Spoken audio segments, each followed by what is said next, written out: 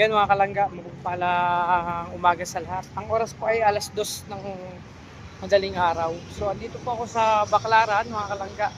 Nakarating ko lang, so mag-isa na ako ngayon. Kasi si Dudong at si Rachel ang maglangga doon na sa airport. Si Ate Dora naman, andun na po, umuwi na kasama yung driver. So yun mga kalangga, sabi ko sa inyo, sanay ako mag-isa. So na-miss ko tong Baclaran na to. So pag day off ko, nung nagtatrabaho pa ako dito, madalas pa ako nagpupunta at nagsisimba dito. So dadaan po muna ako dito kasi ano, makalangga. Ang dami, no? Daling araw dito, pwede kayo mamili. Ang damit, oh. Ang daming tinda dito mga kalangga. So, syempre bago ako isa sa purpose ko rin dito, makapagsimba ulit sa Baclaran. Bago ako pupunta sa aking mama tsaka mga tsahin ko. Ayan. May mga street foods dito, mga kalangga. Ang dami. So dito masarap magtinda kasi non-stop yung tao. Naka-operate ako. Kaya hindi na ako magtanong kasi di man ako bibili.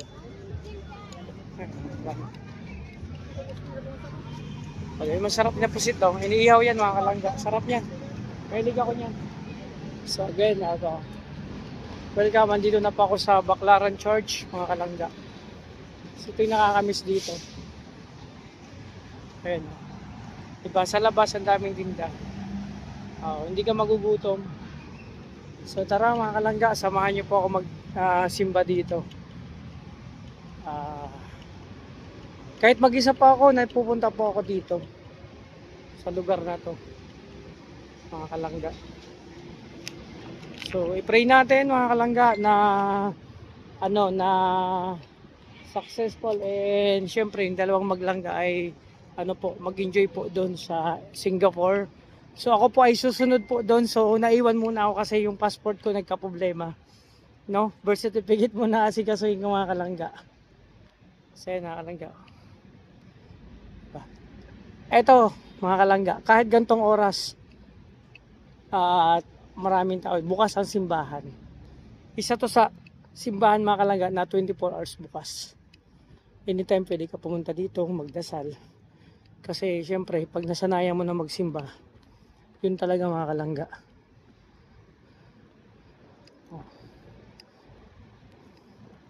Ganun pa rin, may kunting pagbabago lang. Dito. Kaya pala.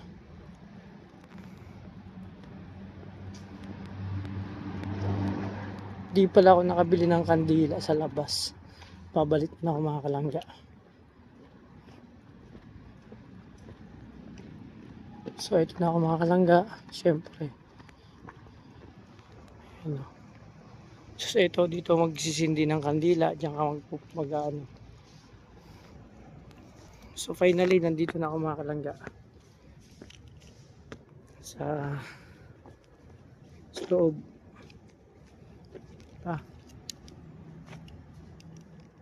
Para lang akong bakasyonista nito. Ayan.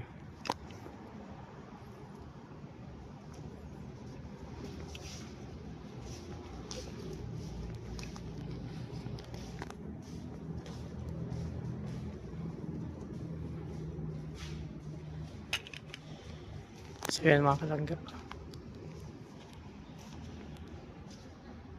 So yun, mag-pray lang ako mga kalangga. No? So yun mga kalangga. Siyempre, tumunta tayo sa labas. No? Namiss ko talaga ang lugar na to mga kalangga. No? So siyempre,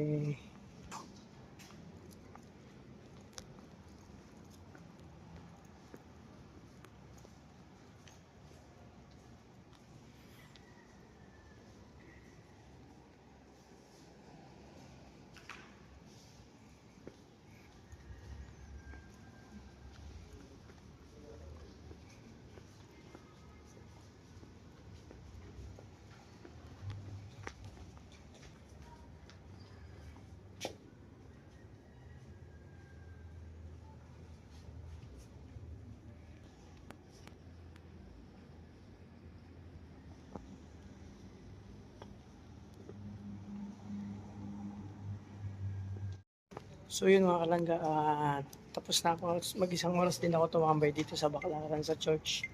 So, papunta muna ako sa Cavite mga kalangga, samahan niyo ako. Dito, kahit gantong oras na madaling araw, ang dami pa rin tao. So mga kalangga, ito yung yan o, diyan ka magsisid ng kandila. Pasok tayo. Ayan.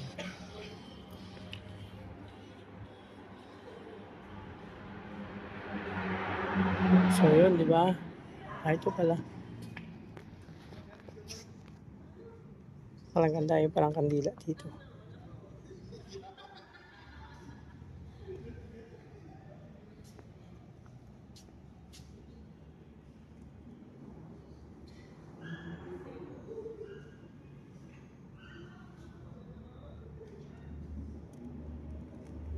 Talaga pag ako nagsisindi, laging 3 po yan.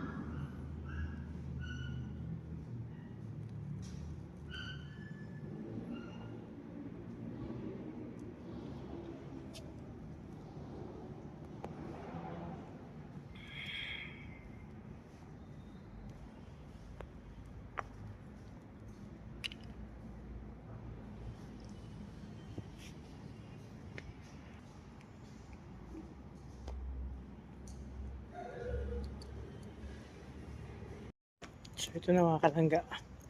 Ang way ko papuntang Taft, doon kasi ako sasakay. Wala man kasi dito sa Baclaran, sa labas, sa tapat ng sakayan. So ito na yung side ng Baclaran Church mga kalangga.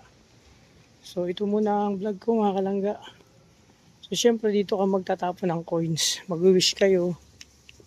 Magdasasal. Ito. Coins. Magtapon ng coins. So magano tayo mga kalangga. Dito, depende naman yan sa paniniwala niyo po. No, mga kalangga. Kung anong gusto niyo i-wish, idasal Panginoon at magagis kayo ng coins dito. Ako una-una, alam niyo na yun. No, sa akin na lang po yan. Lagi kong pinagdadasal, peace on earth. Ayan. Lagi ako nagpagdadasal, lagi may peace on earth sa akin. Lagi ko yun. Hindi nawawala sa akin yun. At ito yun, no? O, diba? Dami ng barya dyan, mga kalangga.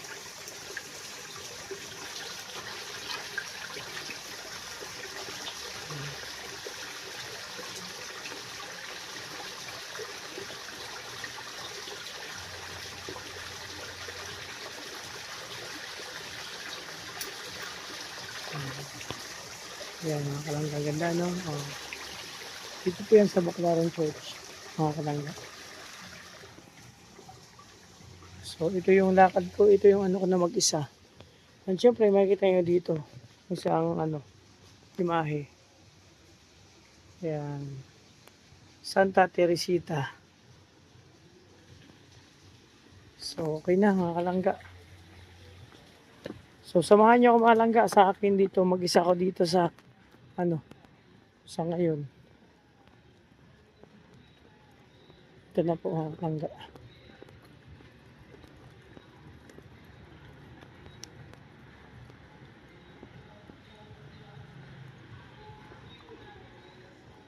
O di ba? Ito yung place ng Baclaran Church mga kalangga. So dito ako sa labas.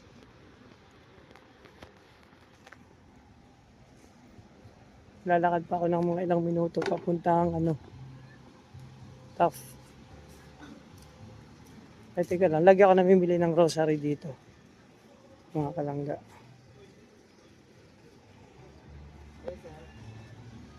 Ay, ito. May mas maliit pa kayo dito. Yung pang wallet lang. May maliit pa nyo, di ba? Ayun. Magkano sa ganito? Kuya? 25. Ha? 25. 25? Ilang peraso ba? Yung pa 20 na lang. Kuha ko 5. Kasi, 20? oo. Sige. Pang kasi to pag may binibigyan ako eh. Ito na lang po, 5 kulay green.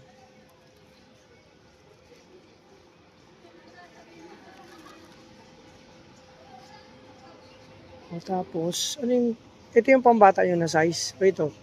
Ayan. Ano? Baby, so, Hindi, kinder na eh. mataba siya, kaya. Mataba. Ito. So yun mga langga, namili na ako ng ano, mga ayun, grocery. At saka ano, ito malimit ang binibili ko na pangbigay pag uwi ako ng Sorsogon. Pasalubong ko. Porcelas tsaka rosary. Pero yung pagka porcelas niya, rosary din to. Mga kalangga. So syempre, dito tayo. Lakad-lakad. Mga kalangga. So dito, 24 hours ang tindahan dito. Kung mamimili ka ng mga damit, ang dami dito mga kalangga. Sawa. Pila-pil pa yung harapan ng barko. Imbis na sinuksurya, aba, si Saito yung gumanito. Tila naghihintay na kaya. Kaya sa mga ano, gustong mamili, dito yan sa Baclaran, dami dito. Pero naman sa Divisoria. Pero Baclaran kasi dito, ganito. 24 hours.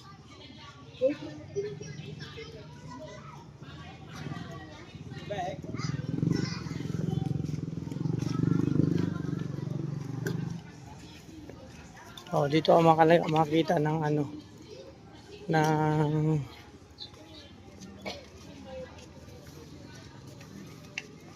kahit anong oras. So magdamag dito ang tinda. No? Mga pasalubong. Mga damit.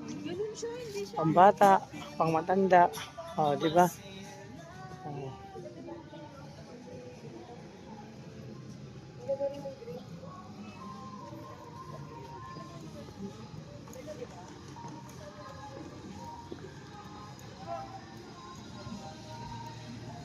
So ito mga kalangga, lakad-lakad lang ako dito. No, kasi malayo pang pupuntahan ko. Grabe mga kalangga, nagtanong ako ng shades. Dati bibili ako yan 50 pesos. Katawaran pa yung 45. Ngayon 100, may 300, may 350 na. No? Iba na yung presyohan ngayon. Lahat na talaga nagmamahalan mga kalangga. So, papunta ko na Taaf. Dito yung Taaf, yung way. Ganyan ang Pinoy. Ano dito mga kalangga. 24/7 sila bukas may nagtinda.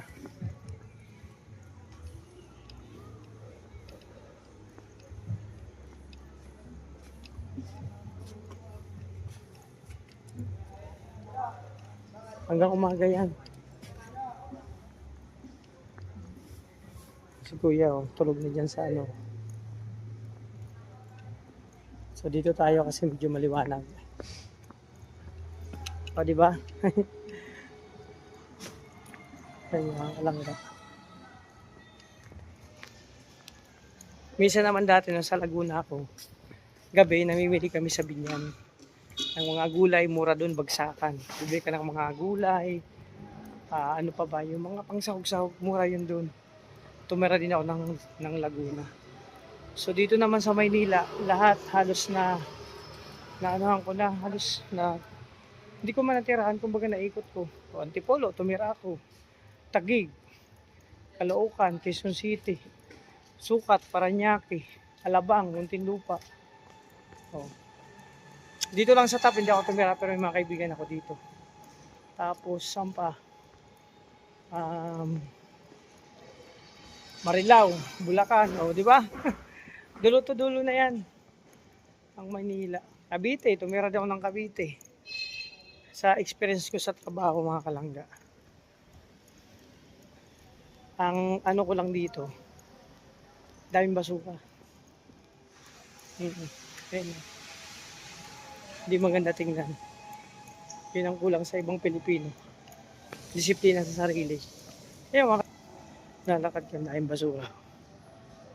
Oh, diba? Sa ibang bansa walang ganyan. Pagkatapos na magtinda, malinis, kanya-kanya linis. Ang mahirap dito, hindi naman sa lahat, no? May mga iba lang talaga na talagang di ba lang, pabaya o hinayaan na lang. Pero may tagalinis man dito, yun, nakita ko si Kuya may naglilinis. Kaso nga lang, kung bawat Pilipino may pagkukusa sa mga basura nila. Di ba? Kaso nga lang, wala, ganun talaga ang buhay. Ayan, no? Oh.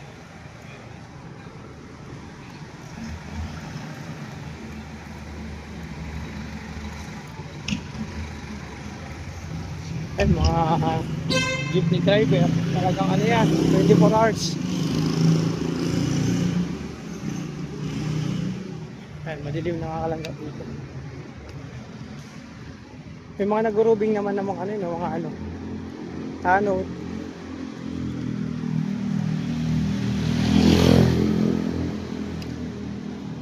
Ito yung ilalim po ng ano ng MRT. LRT pala.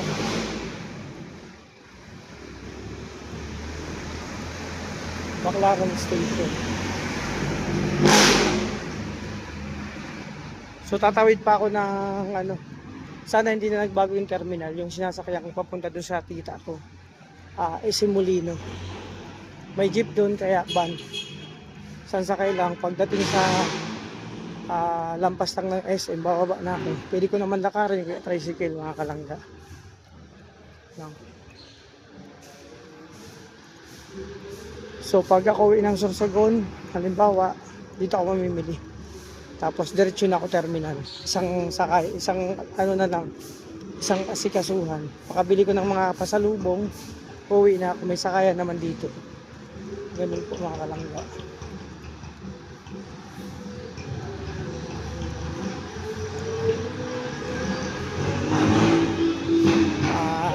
Naikot ko rin yan dyan kasi dati dito tumira ang kapatid ko. Nagtatrabaho dyan sa mga ano. Pero wala na siya doon. O, diba? So yun mga kalangga, nasa ilalim na ako ng overpass. So ganun pa lang sitwasyon dito, ang dami nagtitinda. O mga kalangga. O, diba?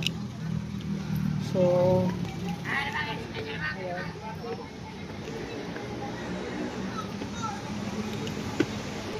Ayan mga kalangga. Namiss ko to tumawid dito. Kasi walang daanan sa ilalim dito talaga. So pupunta ako sa kapila.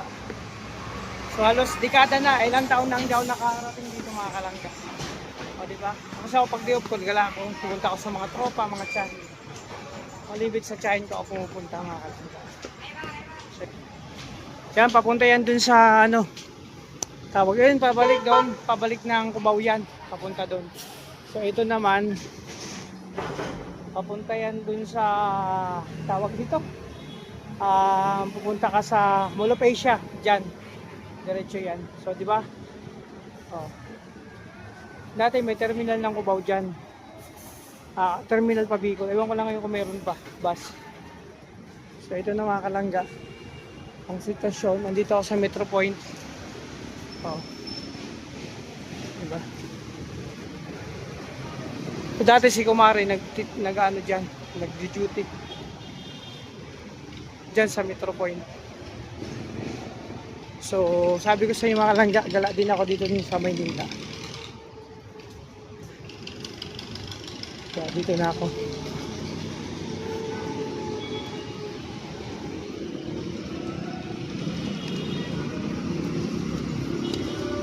Papalayo pa ako. Balik ako.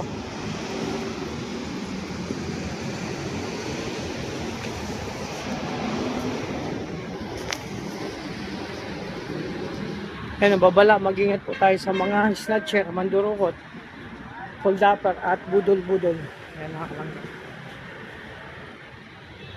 At syempre, mag-ingat tayo dyan. Manlulupit talaga sila.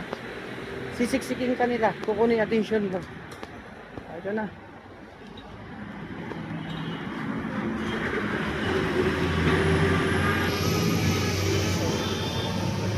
Dito ako sa ilalim. Ano, sarap ng pagkain ng bulalo. Diba?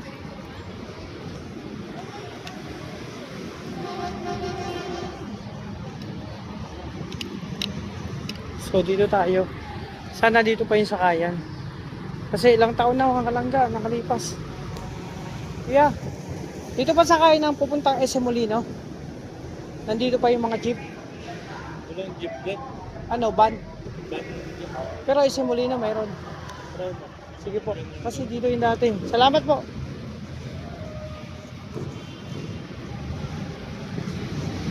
Ayun, mga van na daw. Oh, nagutom agad. Nagutom. Oh, mahal ng siomay oh. Apat siya master siomay. 4.47. Ayun oh. Diba? 4.56. Kaya nga sabi nung kumain siyang taga-main, mura ng siomay nyo dito, 5 pesos lang. Yung Japanese size. No? Oh, dito mga bansa na may semolino.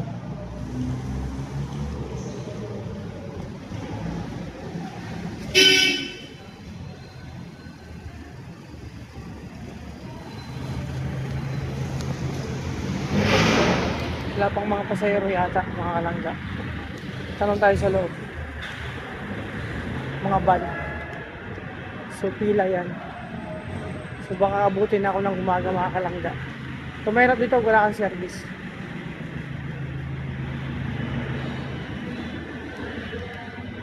Nay, saan pa sakay ng pa-SM Molino? Asin dyan? Itong mga van na to? Anong oras pa yan? Saan? May... Sa safe mo, yung kailangan. Oo. May sumasamayan doon? Van din? Ah, sige po, salamat.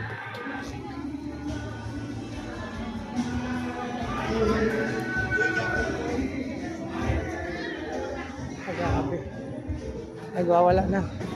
Ayan, nakalangga. Mamaya pa daw yun, 5 o'clock. O, kita mo anong oras. O.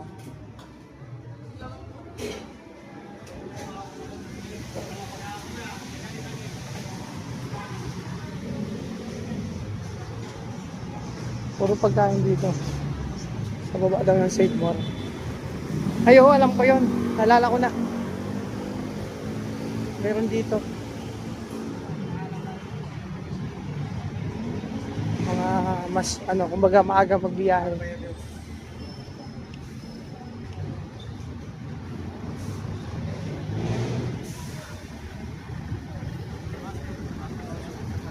Kuya, anong to?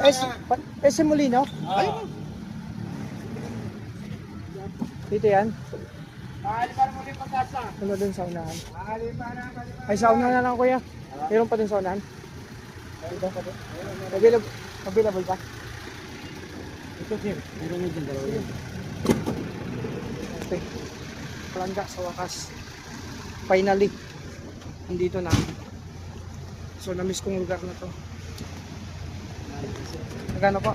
100. So, pangkalangga. Ito po. Salamat. Sige po. So, yun. Makapagpahinga na rin ako.